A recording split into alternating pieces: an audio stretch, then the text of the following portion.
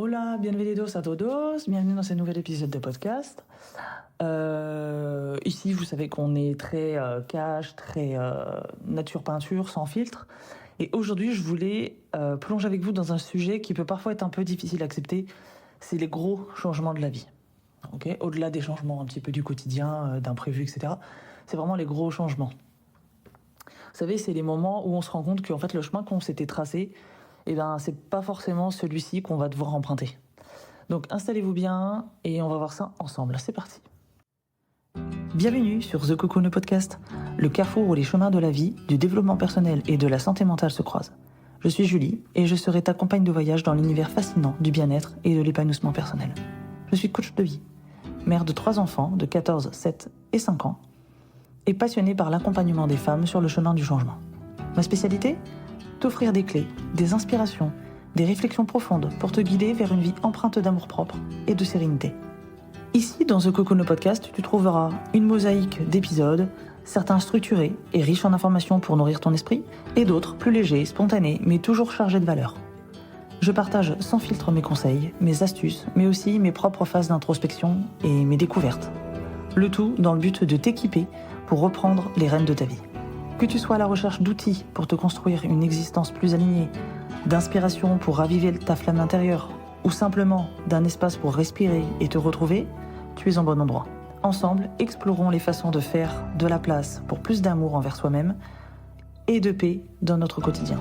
Alors, enfile tes écouteurs, prépare ton cœur à recevoir et embarquons ensemble dans cette aventure vers une vie où tu es la priorité. Bienvenue dans The Cocoon Podcast, où chaque épisode est une étape de plus vers toi-même. Déjà, premièrement, il faut bien comprendre que les changements de la vie, ça fait partie de la vie en fait. Okay, la vie, elle n'est pas linéaire, elle n'est pas toute lisse.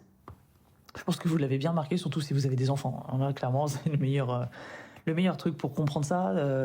Souvent, quand on a des enfants, on prévoit, on a des sorties quand même, on prévoit des choses, par exemple, de faire le nouvel an avec les amis, donc du coup, on prévoit de les faire garder, etc., etc. Et puis, comme par hasard, ils chopent la varicelle le 31, quoi. Vous voyez, et que du coup, on est obligé de faire avec et de se dire, on va annuler la soirée avec les copains, et puis tant pis, on va passer le réveillon avec les enfants à veiller sur nos petits. Mais donc ça, c'est un exemple qui, à la limite, est plutôt facilement gérable, je pense, en tout cas pour la plupart d'entre nous. Et si c'est pas le cas, c'est ok. En tout cas, ça peut se travailler. Mais il y a des changements qui vont être un petit peu plus importants. Mais il faut bien intégrer, il faut bien comprendre le fait qu'il n'y a rien qui est figé, que tout évolue constamment. Et que même si ça peut être un petit peu angoissant, un peu effrayant, etc., c'est aussi ce qui rend la vie belle et surprenante, je dirais, et aussi qui lui donne sa valeur, je trouve. Parce que je pense que si tout était tout beau, tout rose, on s'ennuierait. Et puis surtout, on n'aurait pas conscience des bons moments. Je pense qu'on les savourerait pas autant, ils n'auraient pas la même intensité, parce que du coup, c'est des mauvais moments qui nous permettent de savourer ces bons moments. Parce qu'on sait que c'est pas figé, en fait. Que ça peut bouger et qu'à tout moment, on peut se retrouver à vivre des choses difficiles, etc. Donc c'est ça que je voulais voir avec vous. Tout simplement pour la simple et bonne raison, c'est que en ce moment je vis, d'ailleurs aujourd'hui même, je vais certainement vivre un gros changement dans ma vie professionnelle, quelque chose que j'avais pas du tout envisagé et que j'ai fini par devoir envisager par obligation et qui, je pense, peut, si ça se fait en tout cas, peut vraiment finalement être sympa et m'apporter quand même un plus. Donc c'est à partir de là que j'ai voulu faire cet épisode. Mais c'est vrai que par exemple, des fois quand on est enfant, vous savez, quand on est petite et qu'on pensait à la vie qu'on aurait quand on serait une grande, donc une adulte, souvent on l'imagine avec un emploi stable, avec une belle maison, avec une petite famille parfaite, mariée, 2 enfants, un garçon, une fille, le labrador devant la porte d'entrée. Enfin, vous voyez, le cliché un peu de la famille type parfaite. Et au final, on se rend compte que peut-être que non, peut-être que ça va être de pas être propriétaire, peut-être que ça va être de tout simplement pas vivre en maison, mais peut-être plutôt, je sais pas, de manière itinérante, peut-être, par exemple. Je pense notamment à mes amis Charlène et Valentin et leur fils Liam du compte Roadcast Family. Je vous mettrai leur lien Instagram en dessous. dans la description. Mais j'ai mes chats qui sont en train de se battre. Ça suffit. Alors. Faire la police même quand les enfants sont pas là, c'est pas possible. Je pense qu'ils sont un petit peu en train de se battre pour la hiérarchie dans le groupe. Et que comme l'espace est réduit, forcément on est passé de maison à appartement, donc c'est pas la même chose. Et qu'ils ont encore besoin de montrer un petit peu leur supériorité, enfin le mâle dominant, en tout cas, parce que j'ai 3 mâles, qui sont tous heureusement stérilisés, castrés. Ils ont besoin de montrer... il a besoin, de montrer... Ah mon gars, tu l'embêtes pas. De montrer que c'est lui qui domine. Bref, petite parenthèse féline refermée. En tout cas, ça peut être finalement une autre vie et ça peut être tout aussi bien, c'est simplement différent. Et souvent, ça permet aussi d'apprendre à se détacher des attentes aussi, à apprendre à peut-être avoir moins, peut-être pas plus du tout, mais en tout cas moins d'attentes, je pense. Et deuxièmement, ce que je voulais vous dire aussi, c'est qu'il est crucial, très très important, de savoir lâcher prise. Donc ouais, je sais, c'est plus facile à dire qu'à faire, mais parfois on s'accroche tellement en fait à nos plans de base, qu'on oublie de regarder les différentes opportunités qui se présentent à nous. Parce que pour le coup, moi là, si je m'étais fermé cette porte-là, donc je vous en parlerai si ça se fait, puisque j'ai rendez-vous là dans 20 minutes, donc il va falloir que je me grouille d'ailleurs. Et bien voilà, si je m'étais fermé cette porte-là, du coup, je me laisse pas la possibilité de voir autre chose, d'avoir des nouvelles expériences, d'avoir des changements qui peuvent être sympas, parce que le changement n'est pas forcément négatif, ok ? Donc parfois, le changement, ça peut vraiment faire peur, mais c'est souvent là où se cachent du coup les plus belles surprises, par exemple. Donc vraiment, respirez à fond et faites confiance à l'univers, faites confiance à la vie et laissez-vous porter par ça, ok ? Je vais à mon rendez-vous. Et je vous reprends juste après. Bon, je suis revenue de mon rendez-vous. Alors, où en étais-je ? Si, je voulais vous dire que troisièmement, il faut jamais oublier que chaque moment, c'est aussi une occasion de grandir. Okay ? Que chaque changement, c'est une occasion de grandir. Donc oui, même les moments qui vont être difficiles, etc., qui peuvent être compliqués à vivre, c'est aussi des moments qui vont nous apporter des leçons, qui vont être précieuses pour la suite, qui vont vraiment nous aider à devenir pas une meilleure personne, enfin quoique, si, mais j'aime pas cette expression, vous savez, sois la meilleure version de toi-même. Non, que dalle. Moi, j'aime pas du tout ça. Mais vous avez compris l'idée, quoi. En clair, oui, ça va nous tirer vers le haut, puisque on est quand même dans l'idée d'évoluer. Donc de toujours tendre vers notre idéal. Et on est bien ok sur le fait que moi, mon idéal personnel, c'est peut-être pas votre idéal personnel à vous, c'est peut-être pas l'idéal personnel de votre voisine ou de votre voisin, etc. Donc voilà, mais je suis persuadée que les changements, en tout cas les gros changements de la vie, peuvent, même si sur le coup on s'en rend peut-être pas tout de suite compte, mais peuvent vraiment nous apporter du bon, même quand ça se voit pas tout de suite. Mais que c'est pas une évidence, quoi. Qu'est-ce que je voulais vous dire ? Oui, que du coup, si, c'est ça que c'est vrai qu'au lieu de résister, souvent on aurait tendance à se dire ouais, mais non, et tout, c'est pas comme ça que moi je voyais les choses, il faut que je trouve une solution, il faut que je force, ok, c'est bien de persister, c'est bien de tenir bon, etc. Mais c'est aussi bien de se laisser la possibilité de changer, quoi. Ok, d'évoluer autrement que ce qu'on avait prévu. Donc peut-être plutôt qu'au lieu de résister et de se battre contre le changement, il faut essayer aussi d'accueillir avec une certaine forme de gratitude et avec une ouverture d'esprit, ce changement-là, quoi. Et je pense qu'on sera surpris surprise parce qu'on est femmes, de voir à quel point ça peut transformer notre vie, vraiment. Donc pour tout vous dire, puisqu'on est dans les confidences, le rendez-vous que j'ai fait là, c'était en fin de compte un énième, parce que j'en ai fait plusieurs, mais là c'était vraiment pour finaliser. Il me reste encore la signature du contrat qui se fera dans la semaine. Mais je vais signer du coup un contrat de travail pour un patron chose que je n'ai pas fait depuis depuis voilà, depuis 5 ans, voilà. Parce que voilà, j'avais pas du tout envie d'être entre guillemets à la bonne d'un patron. C'est pas dans mon caractère, c'est pas voilà, c'est pas moi. Non pas que j'aime pas. Au-delà du fait d'être dirigé, c'est vrai que je suis pas forcément fan. Et c'est surtout que j'ai une très mauvaise expérience du salariat, très très mauvaise. Donc j'ai même démissionné de mon ancien job. Donc c'était très violent, très dur, physiquement, psychologiquement, humainement, très très violent. J'ai quand même fait une fausse couche sur mon ancien lieu de travail, donc qui a pas du tout été soutenu, qui a pas du tout, voilà. On m'a dit prenez votre temps, continuez à travailler, quoi. Donc bon, alors que j'étais en train de la faire, quoi. Donc bon, ça vous donne un ordre d'idée du peu d'humanité que mon patron de l'époque avait. Je parle au passé, hein, il est toujours vivant, mais bon, j'ose espérer que la vie lui a permis d'évoluer, de changer, et d'être un peu moins con, quoi. Et donc du coup voilà, donc c'est un gros stress pour moi. J'ai beaucoup hésité à accepter ce nouveau job. C'est un mi-temps parce que je continue à être à mon compte, hein, évidemment à côté, donc il faut aussi que j'ai le temps de bosser accessoirement pour moi avant de pouvoir bosser pour les autres. Mais malheureusement en France, le statut de CDI, c'est quand même quelque chose qui est vachement pratique dans nos démarches et dont on a besoin voilà, pour la plupart. Et il faut savoir que quand on est micro-entrepreneur comme moi, il faut avoir un an, n'importe quoi, 3 ans de bons revenus, en tout cas fixes et réguliers, pour pouvoir ensuite demander par exemple un prêt ou autre, etc.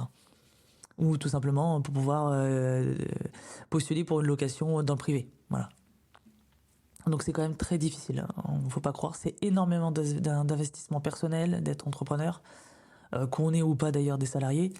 C'est énormément de travail. À toute heure de la journée ou de la nuit d'ailleurs. Donc ça peut nous amener à gagner très très bien notre vie. Moi j'ai des personnes que je côtoie de loin, mais bon, voilà, avec qui j'ai déjà discuté, qui sont comme moi entrepreneurs, et qui sont voilà, depuis longtemps, mais qui gagnent extrêmement bien leur vie, c'est-à-dire qu'ils font au moins 10 000 € par mois.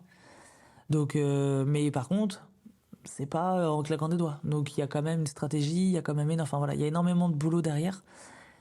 Et c'est pas toujours compatible avec la vie de famille, enfin, en tout cas pas facilement, ou avec le mariage, ou voilà. Et en tout cas, il faut vraiment être secondé, être relayé quand on a des enfants, quand on a une maison à entretenir, quand on a tout ça. Et donc voilà, dans mon cas, c'est très compliqué du coup, puisque ce n'est pas le cas. Donc voilà, j'avais envie d'avoir un boulot aussi à l'extérieur, parce que mine de rien, je travaille chez moi, donc je ne vois personne, en tout cas pas directement. Je vois les gens à travers les écrans quand on fait les coachings en visio, etc. C'est super, c'est gratifiant, c'est beaucoup de choses, très enrichissant, mais ça remplace pas le vrai contact entre guillemets physique, quoi. Parce qu'évidemment, je prends pas les gens dans mes bras, je leur fais pas des câlins ou que sais-je, mais voilà, c'est pas pareil que le vrai contact direct, quoi. Donc j'avais besoin de ça, ça va me permettre, c'est un petit boulot vraiment alimentaire, histoire de prendre l'air et pour avoir ce fameux statut salarié qui rassure les banques, qui rassure voilà, les potentiels propriétaires de logements, etc., etc. Donc c'est vraiment dans le but d'aboutir à certains projets privés, enfin personnels, etc. Donc c'est plus pour ça. Et puis parce que si j'avais vraiment besoin de faire quelque chose d'un peu plus physique. C'est-à-dire que bosser sur un ordinateur, c'est très cérébral, mais c'est pas, voilà, je vais pas me froisser un muscle, quoi. Ou éventuellement l'index, peut-être, les doigts, peut-être, en tapant sur l'ordinateur, en écrivant, mais c'est tout, quoi. C'est le pire truc qui pourrait m'arriver, quoi. Donc, non, là, j'ai besoin de bouger physiquement. Je suis pas en plus, moi, je suis pas du tout, voilà, du genre à rester les deux pieds, à avoir les deux pieds dans le même sabot et à rester à rien faire. Donc, il faut que ça envoie quand même un peu. C'est plus ça, non, mais c'est pour ça d'ailleurs que j'ai fait 10 ans de restauration. C'est parce que j'avais besoin que ça bouge. Et Dieu sait que sur ce point-là, j'ai été servi. Mais voilà, donc là, ça va me permettre d'aider les autres, tout en répondant à mes critères personnels aussi. Donc voilà, donc pour tout vous dire, je vais tout simplement aller faire un peu d'aide aux personnes âgées, donc que ce soit des ménages, faire les repassages, les aider à se mettre en pyjama, enfin voilà, ça va, voilà, c'est très varié. Et en même temps, je ne fais pas de toilette puisque je ne suis pas aide-soignante ou quoi. Euh, donc voilà, je suis pas habilitée à faire ça, et puis moi, c'est pas mon truc, c'est pas ce que j'aime faire. Mais par contre, voilà, je vais vraiment être dans le côté social de la chose aussi, et ça me fait plaisir, j'aime beaucoup ça, et c'est d'ailleurs à la base de base ma formation, hein, l'aide aux personnes, enfin le service aux personnes, et la petite enfance, donc je reviens entre guillemets aux sources, tout en gardant ma grande vocation, ma grande passion, le coaching pour les femmes. Donc voilà, comment je pourrais clôturer cet épisode? Si, en vous disant de ne pas oublier que vous n'êtes pas seul. Très très important, on est une communauté, je le mets souvent en fin de post sur Instagram, Facebook, tout ça, et un peu TikTok. Bon, c'est vrai que je suis moins présente sur TikTok, c'est moins mon truc, mais je le mets souvent voilà, en fin de contenu, on va dire, pour généraliser. Vous n'êtes pas seul, n'hésitez pas à commenter, à partager.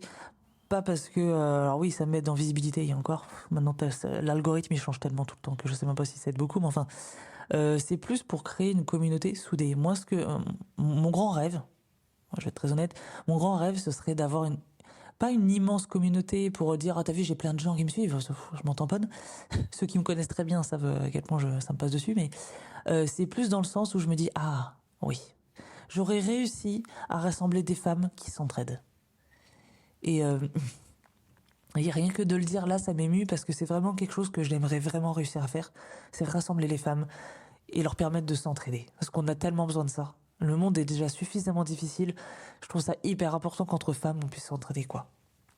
Donc voilà, donc ça m'émue un peu de le dire, mais j'ai vraiment besoin de ça et ça serait, pour moi, la réussite, elle serait là. Elle serait pas dans combien je gagne, j'ai de followers, on s'en fout, surtout que, enfin, voilà, quand on est un peu dans le métier depuis quelques années comme moi, on sait très bien qu'avoir énormément de followers, ça veut pas dire qu'on gagne énormément d'argent. D'ailleurs, bien souvent, c'est même d'ailleurs plutôt l'inverse.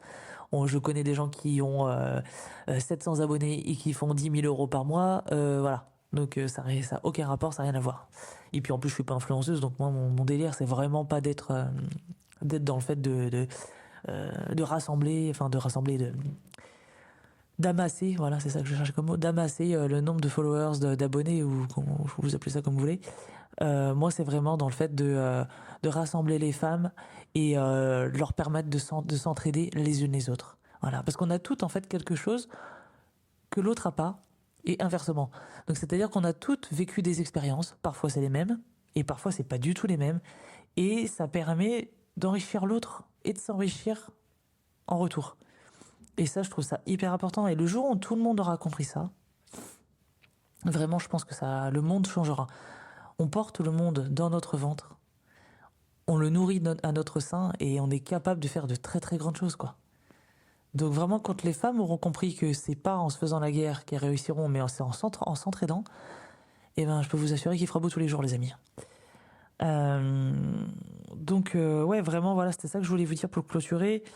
Et voilà, que vous n'êtes pas seuls, qu'on est toutes ensemble dans le même bateau, que voilà, que c'est en traversant, en naviguant entre guillemets à travers les hauts et les bas de la vie, parce que c'est comme ça fait partie. C'est le principe même de la vie, c'est qu'il y a des vagues, des hauts, des bas, et quand on aura compris ça déjà, accepter ça, ça aide beaucoup quand même, ça fait beaucoup de choses. Donc voilà, n'hésitez pas à tendre la main aux uns et aux autres dans les commentaires sous ce podcast. Je ne sais pas si vous le regardez sur YouTube, je sais que vous êtes nombreux à le regarder sur YouTube, mais si vous êtes sur YouTube, mettez dans les commentaires votre problématique, mettez dans votre commentaire votre soutien aux autres, partagez en fait, partagez des joies, des peines. On est toutes là pour s'entraider, ok? On n'est pas là pour juger. De toute façon, moi c'est simple, hein, les gens qui commencent à juger, à être mauvaises en commentaire, ils dégagent. Moi, c'est bloqué, c'est supprimé. Donc, comme ça, c'est tout de suite réglé. Il n'y a pas de ça chez moi. Donc, voilà. Vous n'allez pas vous faire harceler dans mes commentaires à moi, c'est hors de question. Donc non, ça, c'est quelque chose auquel je veille beaucoup. Que ce soit envers moi ou envers mes abonnés ou les personnes qui commentent sous mes posts ou mes commentaires ou quoi. Aucune tolérance pour la haine et pour la méchanceté et la violence. Donc, vous pouvez vous lâcher en commentaire à partir du moment où c'est bienveillant, où c'est utile. Donc voilà, et puis c'est important parce que ça permet après de puiser dans la force du collectif pour aider les personnes qui en ont besoin à surmonter leurs défis et à prendre confiance en elles, quoi. Donc n'hésitez pas à vous présenter dans les commentaires, à dire d'où vous venez, à énoncer un petit peu votre problématique ou les choses que vous avez réussi aussi. On n'est pas toujours obligé d'avoir des problèmes, en fait, on en a toutes, mais bon, c'est par période. Donc on peut aussi dire tout ce qu'il y a de bien dans notre vie aussi. C'est pas se vanter, c'est apporter du positif. Et ça fait pas de mal. Donc voilà, n'oubliez pas qu'ensemble, on est quand même plus forte. Ok. Sur ce, les amis, je vous dis prenez soin de vous. Ok, c'est important. J'espère que cet épisode vous aura amené du réconfort, vous aura fait du bien. Et puis on se retrouve bientôt. Ok. Je vous fais des besos et hasta pronto. Bye.